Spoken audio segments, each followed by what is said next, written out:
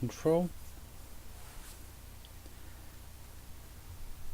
As you can see, the price is $11.66 on TCG Player. So it's obviously relatively budget, simple deck strategy. You got ATOG, which lets you sacrifice artifacts in order to make himself stronger.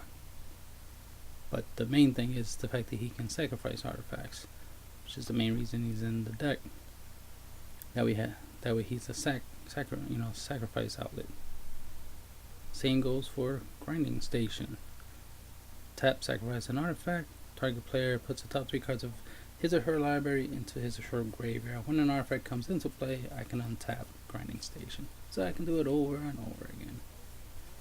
You know, good times, right? You can obviously try to do an infinite mill combo, but this is not about infinitely milling your opponent as the win condition. It's about control. So being able to mill the top 3 cards of your opponent's deck, or even the top 3 cards of your deck, if you choose to do that, you know, gives you control. You're definitely making it harder for your opponent to draw good by milling, so that's an aspect of that. Also, by the fact that you can sacrifice, you're sacrificing stuff like Filigree Familiar, Mirror Retriever, Scrap Trawler, and if you have Scrap Trawler on the field and you sacrifice any other artifact you control, whether it be for their own effect, like for the effects of Spell Bomb or Pyrite, or you sacrifice them for Grinding Station, or you sacrifice them for a ATOG, you would trigger Scrap Trawler's ability to recycle stuff. If you have, you know, proper targets, of course. So I already mentioned that we have the Filigree Familiar. When he enters the field, gain 2 life. When he dies, draw a card. And die is whenever you go from the field to the graveyard. So whenever you sacrifice, or die by battle or whatnot, or get lightning bolted, or get sent from the field to the graveyard, you would get to draw a card, and that's useful to a card that can replace itself. Life gaining is always useful, because as long as you know life points doesn't hit 0, you're still in the game, right? So there's 4 of them, 4 mirror retrievers, so that way it can get back any of your artifacts, including it can get a copy of itself, so that way you can infinitely, you know, or continuously loop it every turn. You know, play a mirror retriever, use it as a blocker, it dies, grab another copy from the graveyard, add it to your hand, and then keep doing that every turn. Just like you can use Grinding Station and mirror retriever, you know, every turn. You can even do a combo where you summon mirror retriever, your opponent declares an attacker, you declare mirror retriever as a blocker, and then effects get used. Use Grinding Station to sacrifice mirror retriever, and since mirror retriever was already declared as a blocker, him going to the graveyard is irrelevant. You know, it's not like your opponent can now attack you directly, you know, so that way you can survive and escape certain attacks. So it's a good way of preventing an attack as well as getting an effect off, like mirror retriever's ability to get another copy of mirror retriever from your graveyard to your hand, and then, you know, Grinding Station will go off, building your opponent for 3 cards. And just having the ability to slowly mill, you could win by milling your opponent out, because all you have to do is mill them 3 times, right? They have a 60 card deck roughly. You do this effect 10 times, that's 30. So do it 20 times, that's 60. You can win by deck out. But the main goal is to just mill a couple cards here and there, so that way you can, you know, hopefully ruin any strategy, especially if you're going up against a combo deck, and so on and so on. Treasure Keeper. This will give you value, because when it dies, reveal the top card of your library until you reveal a non-land card with converted mana cost 3 or less. Allow your artifacts to 3 or less, and you'll be able to use this. So you can even, you know, cast something like Into the Royal, you know, and bounce something, Fling, and Fling something strong you have, especially if you have an ATOG on the field that you pumped up by sacrificing artifacts, and one of them just so happens to be Treasure Keeper, and the Treasure Keeper goes off and lets you cast the Fling. Then use Fling's ability, sacrifice the ATOG, and do your opponent damage equal to the ATOG's current attack power.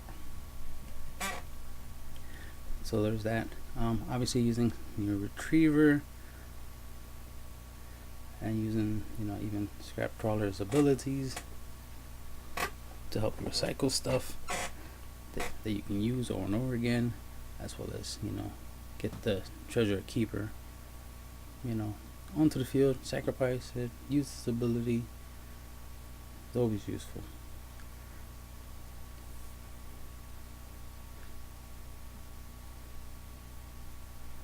And then just to point out, obviously he's a 3/3, that's decent.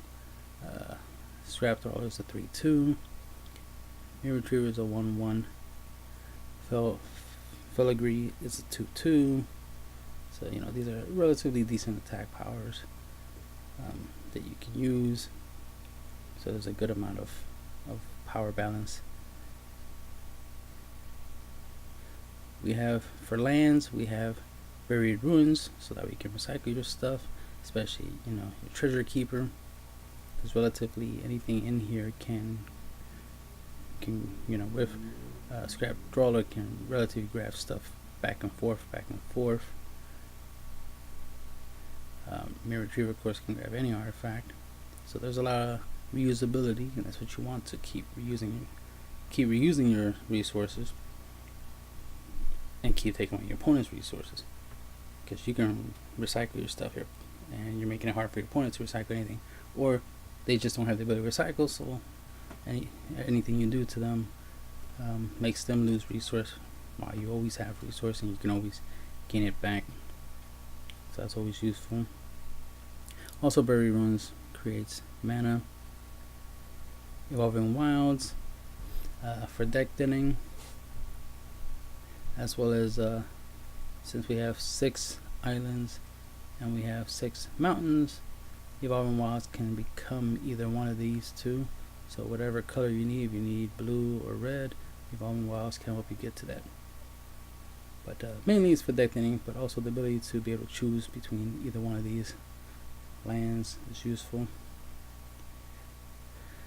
I already mentioned Grinding Station to help the control aspect of the deck. Pirate Spellbomb, being able to deal 2 damage to target creature or player, gives you control. You might use it a lot against your opponent's creatures, so that way they have less creatures on the field. That way you keep control of the field. That way your field keeps getting bigger and their field keeps getting smaller. And then you just reduce the life points to 0. And you can obviously use Pirate Spellbomb as a way to finish them off if they're low on life. Aether Spellbomb, the ability to pay 1 blue, sacrifice Aether Spellbomb to return target creature to his owner's hand, slowing your opponent down by bouncing stuff on their side field their monsters back to the hand, which means they have to recast them, and they have summoning sickness, unless they have haste. They have summoning sickness, so obviously they will be slowed down. They will lose a couple turns by you playing this over and over and over and over and over and over again.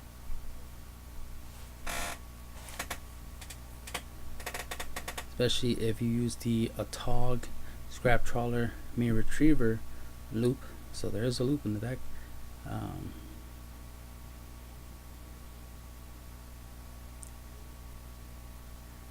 As long as you have the mana, you can use the Aether Spellbomb and Pirate Spellbomb and keep control.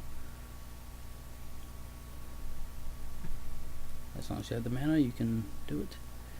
Then of course, Aether Spellbomb, you can sacrifice to draw a card. Pirate Spellbomb, same thing. You can sacrifice it to draw a card by paying 1 energy, 1 mana. I mean, obviously trying to get to some of your combo pieces, but mainly you just want to get more resources and then recycle your resources back and forth.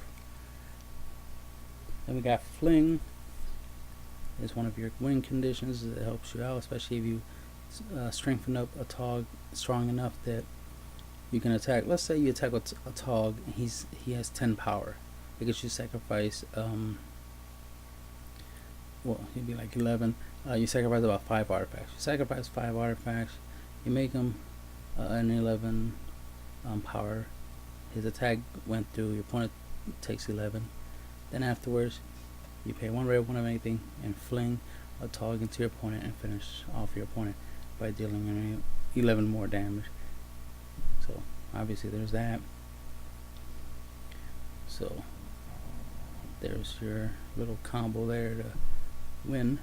Then we have Into the Royal. This will help you, bounce any non-land permanent, not just creatures, any non-land permanent back to the owner's hands, just like planeswalkers, enchantments, artifacts, things of the nature, creatures, anything that stays on the field too long that you need to get rid of. This is useful against. Obviously, it's good against monsters, creatures, because of summoning sickness. So you bounce a creature back to your opponent's hand. They have to recast it, and then have summoning sickness. So that can give you some extra times, and extra turns is always useful. And it helps with the control. Also, it helps you get rid of anything that's problematic, especially something that can't be destroyed, like an indestructible.